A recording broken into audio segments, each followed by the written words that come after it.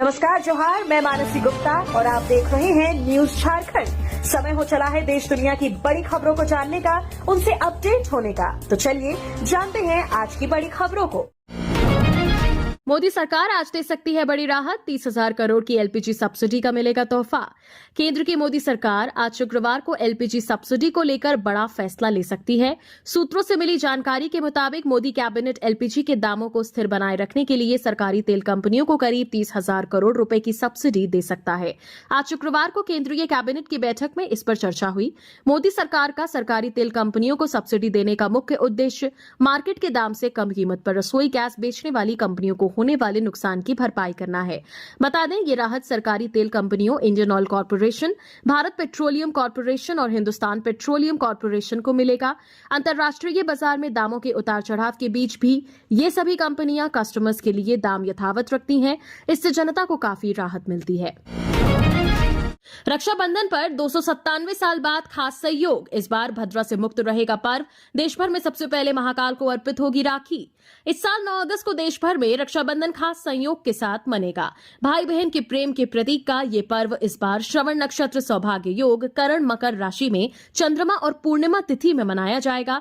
ज्योतिषीय गणनाओं के अनुसार ऐसा योग 297 साल बाद बना है। उज्जैन के ज्योतिषाचार्य पंडित अमर डिब्बेवाला ने कहा, ग्रहों की वर्तमान स्थिति 1728 में बने दुर्लभ संयोग को दोहरा रही है। रक्षाबंधन पर 8 ग्रह उन्हीं राशियों में रहेंगे जिनमें 1728 में थे। इनमें सूर्य कर्क, चंद्र मकर, मंगल कन्या, बुध कर्क, गुरु और शुक्र मिथुन, राहु कुंभ और केतु सिंह राशि में रहेंगे। ऐसे अद्भुत योग शताब्दियों में एक बार ही बनते हैं, जिससे इस बार का रक्षाबंधन और भी पुण्य फलदायी माना जा रहा है। चुनाव आयोग बोला, राहुल के दावे सही तो साइन करें वरना देश से माफी मांगे। प्रियंका बोली, ईसी जांच के बजाय हलफनामा मांग रहा। चुनाव आयोग ने कांग्रेस सांसद राहुल गांधी से कहा कि वे वोट चोरी के अपने दावे को सही मानते हैं तो हलफनामा साइन करके दें। अगर उन्हें अपने दावों पर भरोसा नहीं है तो देश से माफी मांगे। सूत्रों के मुताबिक राहुल मानते हैं कि चुनाव आयोग पर उनके आरोप सही हैं, तो उन्हें घोषणा पत्र कर हस्ताक्षर करने में कोई दिक्कत नहीं होनी चाहिए। दरअसल राहुल ने गुरुवार को दिल्ली में एक प्रेजेंटेशन के जरिए वोटर लिस्ट में गड़बड़ी और वोट चोरी का आरोप लगाया था। राहुल ने कहा कि हमने यहां वोट चोरी का एक मॉडल पेश किया। मुझे लगता है कि इसी मॉडल का प्रयोग देश की कई लोकसभाओं और विधानसभाओं में हुआ। 15 अगस्त से पहले जैसलमेर बॉर्डर पर जासूसी, रेगिस्तान में मिला Chinese high tech drone. BSF high alert पर। राजस्थान से लगे इंटरनेशनल बॉर्डर पर 15 अगस्त से पहले border security force high alert पर है। एजेंसी के जवानों ने जैसलमेर, बाड़मेर, बीकानेर व श्रीगंगानगर से लगते बॉर्डर पर पेट्रोलिंग भी बढ़ाई है। इस बीच गुरुवार शाम को जैसलमेर के लोंगेवाला पोस्ट पर जवानों को एक चाइनीज ड्रोन मिला है। सूत्रों के अनुसार ये एक चाइनीज हाईटेक जासूसी ड्रोन है। इसमें एक कैमरा भी लगा है। जानकारी के अनुसार जवानों को ड्रोन जैसलमेर के सेक्टर साउथ में मिला था। फिलहाल इसके कंट्रोलिंग को लेकर जांच की जा रही है। इसे कहां से ऑपरेट किया जा रहा था। ऑपरेशन सिंदूर के बाद पाकिस्तान ने राजस्थान बॉर्डर से लगते इलाकों में ड्रोन अटैक किए थे। इस कारण सिक्योरिटी एजेंसी यहां ड्रोन फ्लाइंग व अन्य जासूसी उपकरणों को लेकर ज्यादा सतर्क हो गई है।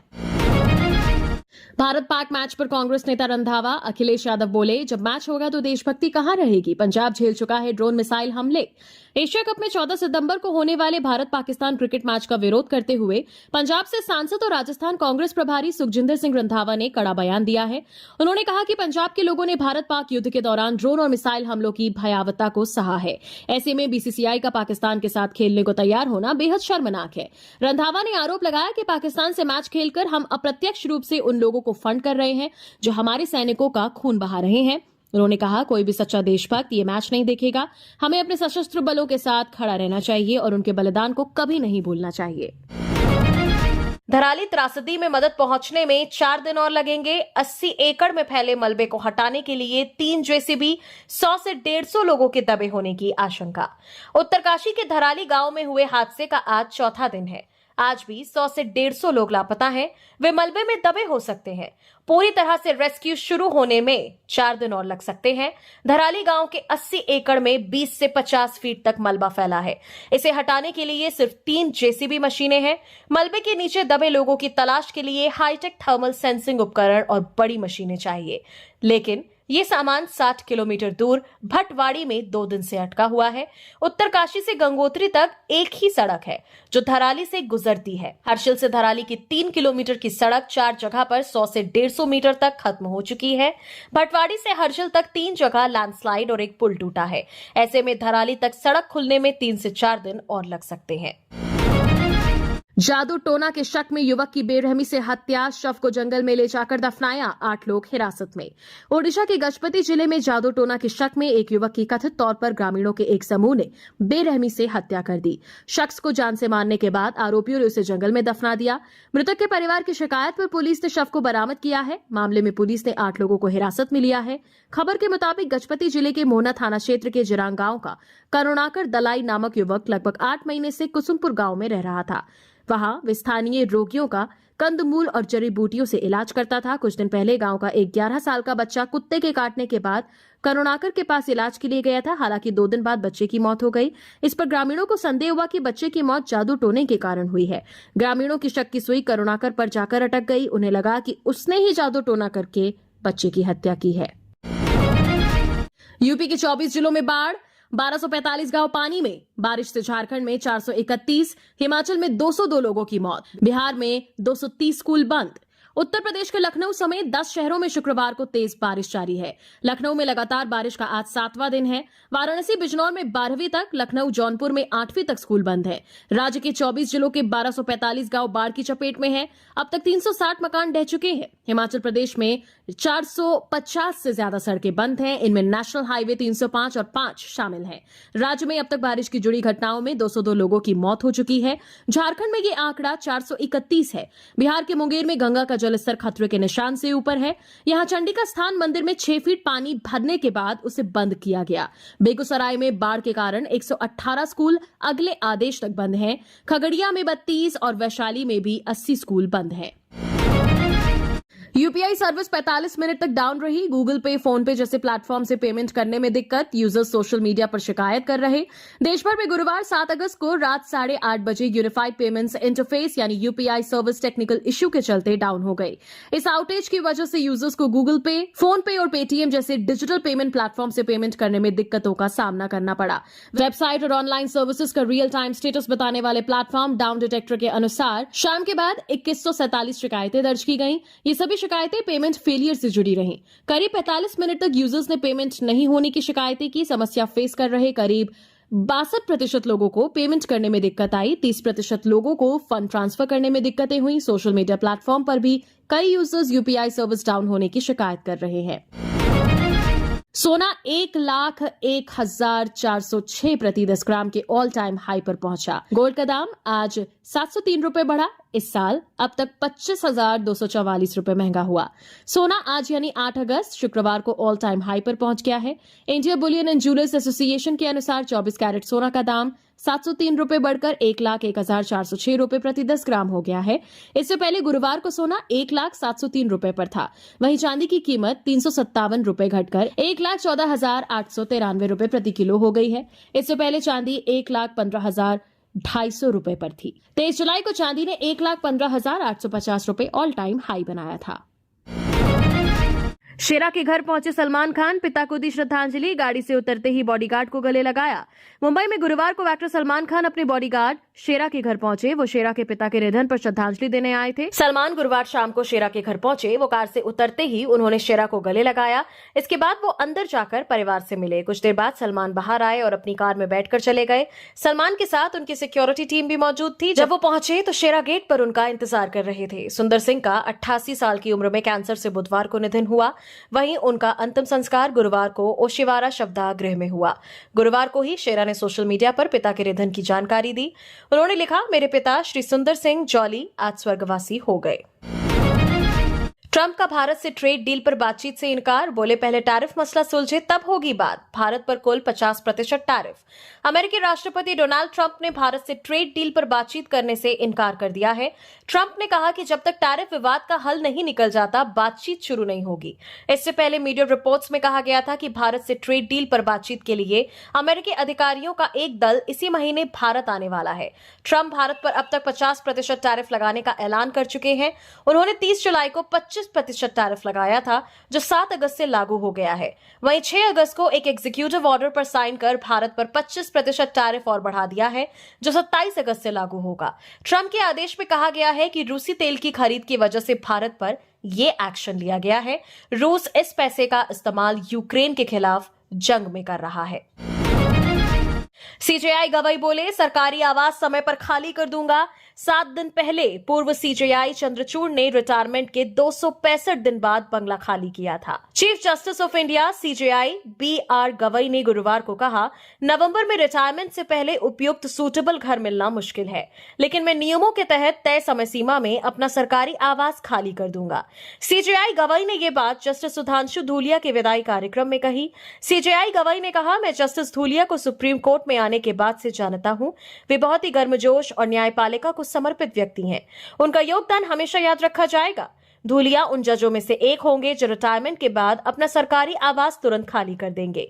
चीफ जस्टिस गवाई ने ये बातें पूर्व सीजेआई चंद्रचूड़ के सरकारी आवास खाली करने के 7 दिन बाद कही हैं। पूर्व चीफ जस्टिस चंद्रचूड़ 10 नवंबर 2024 को रिटायर हुए थे, लेकिन उन्होंने 265 दिनों के बाद 1 अगस्त 2025 को सरकारी बंगला खाली किया। सुप्रीम कोर्ट एडमिनिस्ट्रेशन ने 1 जुलाई को केंद्रीय आवास और नगरीय मामलों के मंत्रालय को पत्र लिखा था। इसमें कहा कि 5 कृष्ण मेनन मार्ग बंगला पूर्व चीफ जस्टिस डीवाई चंद्रचूड़ के पोजीशन में है। उन्हें बंगले को पास रखने की अनुमति भी 31 मई 2025 को खत्म हो गई है।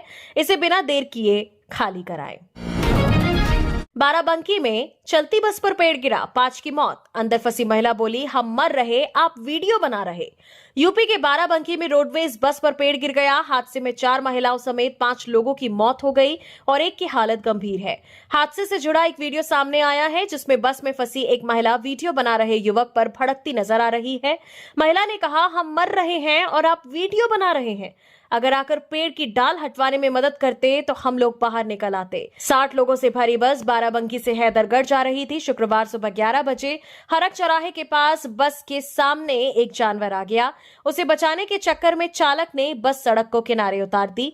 बस पहले बिजली के पोल से टकराई, फिर पेड़ में जा भिड़ी। इसके बाद पेड़ बस के ऊपर गिर गया।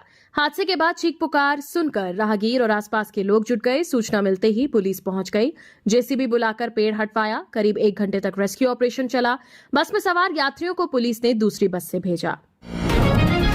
स्वास्थ्य मंत्री ने दिलीप जायसवाल से 25 लाख लिए, फ्लैट खरीदा। पीकेबी बोले, मैंने जेडीयू छोड़ी तो केस कर दिया। बीजेपी वाले कंबल ओढ़कर घी पीते हैं। प्रशांत किशोर ने शुक्रवार को पटना में प्रेस कॉन्फ्रेंस कर बिहार के बीजेपी नेताओं पर भ्रष्टाचार के आरोप लगाए हैं। उन्होंने कहा कि स्वास्थ्य मंत्री मंगल पांडे ने बीजेपी प्रदेश अध्यक्ष दिलीप जायसवाल से 25 लाख रुपए की कथित घूस ली थी। इससे उन्होंने दिल्ली के द्वारका में पत्नी के नाम पर फ्लैट खरीदा। इसके बदले में जायसवाल के किशनगंज स्थित मेडिकल कॉलेज को डीम्ड यूनिवर्सिटी का दर्जा दिया गया। मंत्री मंगल पांडे हेल्थ मिनिस्टर हैं और दिलीप जायसवाल मेडिकल कॉलेज चलाते हैं। पैसा लेते ही मंगल पांडे ने दिलीप जायसवाल के कॉलेज को डीम्ड यूनिवर्सिटी बना दिया गया। पंजाब की आप सरकार में रील्स शॉर्ट वीडियो का क्रेज मंत्रियों से लेकर मुख्यमंत्री तक बना रहे। 2027 चुनाव से पहले इस सक्रियता की 8 वजह। पंजाब की आम आदमी पार्टी सरकार में भी रील्स और शॉर्ट वीडियोस का क्रेज खूब चल रहा है। सीएम भगवंत मान से लेकर उनके तमाम मंत्री अपने कामकाज की रील या शॉर्ट वीडियो बनाकर सोशल मीडिया पर शेयर कर रहे हैं। प्रदेश में 2027 में विधानसभा चुनाव होने हैं। ऐसे में सरकार के इस कदम को यूथ से जोड़ने की कोशिश माना जा रहा है। सीएम और मंत्रियों के अलावा विधायकों को भी रील्स का पूरा चस्का है। वो भी अपने रूटीन कामकाज और चेकिंग वगैरह के शॉर्ट वीडियो बनाकर सोशल मीडिया पर शेयर कर रहे हैं। सोशल मीडिया पर सबसे ज्यादा फॉलोअर्स वाले सीएम भगवंत मान हैं, जिनके अकेले फेसबुक पर ही 3.2 मिलियन फॉलोअर्स हैं। कुरुक्षेत्र संगमेश्वर महादेव का 24 घंटे होगा जलाभिषेक। ऐप से रखी जाएगी नजर। टैंक सिस्टम लगाया। हरिद्वार से लाए गंगा जल।